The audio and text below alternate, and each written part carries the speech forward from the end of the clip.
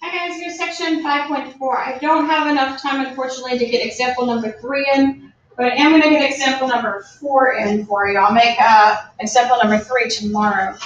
All right, so for example number 4, it says find the solutions to this equation.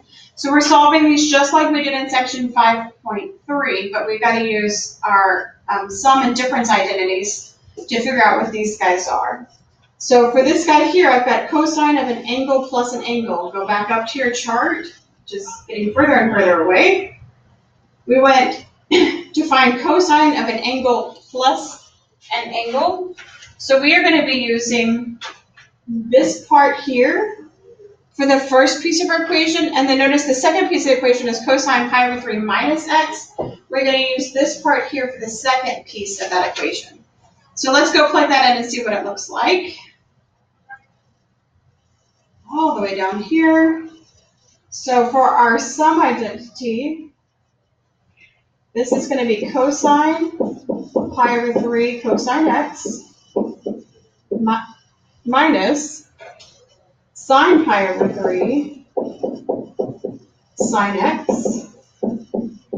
So this piece here just corresponds to this guy here, expanded out using our sum identity. And then we're going to use our difference identity to expand this guy. This guy would be cosine pi over 3 cosine x plus sine pi over 3 sine x. And we want to know, what is this guy equal to a half? So before you start crying too hard, notice we've got sine pi over 3 sine x minus sine pi over 3 sine x. These guys are going to go away. All right, here we've got cosine pi over 3 cosine x cosine pi over 3 cosine x. That gives us 2 cosine pi over 3 cosine x is equal to 1/2. I had 2 of them. When I add them together, that's 2 of them is equal to 1/2. All right, what's cosine of pi over 3? You should know this from your unit circle. Cosine of pi over 3 is a half. So really, I've got 2 times a half. They're going to cancel each other out, and I just have cosine x is equal to 1/2. So we want to ask ourselves, where is x equal to 1/2 on our unit circle? Well, one of them is pi over 3.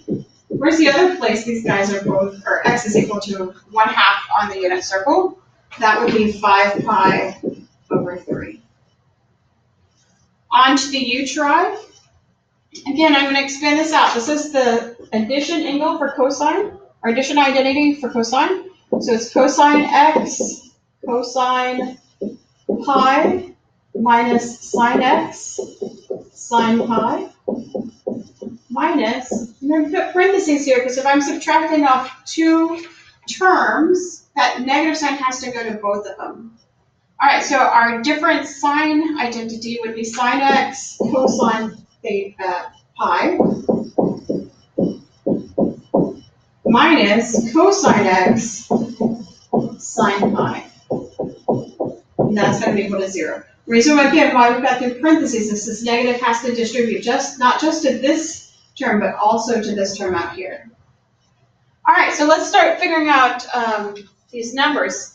Cosine of pi is my x value at pi. That would be -1 times cosine x. That's negative cosine x.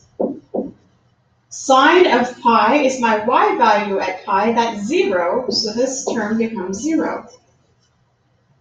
Cosine pi is -1 times sine x is negative sine x times this -1 makes it positive sine x. Sine of pi is y at pi, which is 0, so this term goes away, and it's equal to 0. I'm going to bring this cosine x over, and I get sine x is equal to cosine x. And I could square it at this point and get it in terms of just sine x or just cosine x, but instead I'm going to think, where on my unit circle is sine x equal to cosine x? Where is y exactly equal to x? One of those places is at pi over 4, where they're both square root of 2 over 2.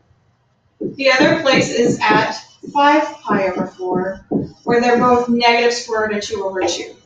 At 3 pi over 4 and 7 pi over 4, they're both square root of 2 over 2, but one of them's positive, one of them's negative, so they're not exactly equal to each other. So that's example number 4. I'll get example number 3's video up for you tomorrow.